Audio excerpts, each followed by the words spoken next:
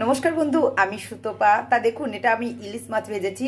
তা সেই তেলেই আমি একটু কালো জিরে দিয়ে দিলাম, আর সঙ্গে দিয়ে দিলাম 4টে কাঁচা লঙ্কা চিড়ে দিয়ে দিয়েছি। একটু হলুদ দিয়ে দিলাম আগে। দেখুন, এটার মধ্যে আছে পোস্ত, সর্ষে, কাঁচা লঙ্কা ভালো করে পেস্ট করে নিয়েছি। তা সেটাই এখন দিয়ে দেবো। এটা একটু নেড়ে নেব, বেশি ভাজবো না কারণ তেতো হয়ে লাগবে। এবার এটার মধ্যে জল দিয়ে দেবো। এই যে বন্ধুরা, ইলিশ মাছটা ভেজে রেখেছি, এই দেখুন। এর মধ্যে পরিমাণ মতো নুন দিয়ে দিলাম। বন্ধু, এই যে ভেজে রাখা মাছ এর মধ্যে দিয়ে দিলাম, ফুটে গেছে। আজকে আমি একটাই তরকারি দিয়ে ভাত খাচ্ছি আর বেগুন ভাজা, তার জন্য একটু জল জল রেখে দিলাম, লাগা লাগা করলাম সর্ষে দিয়ে। আর খুবই টেস্টি লাগবে। এটার মধ্যে আমি কাঁচা তেল দিয়ে দিচ্ছি। দেখুন, এর মধ্যে আমি সর্ষের তেল দিয়ে দিলাম।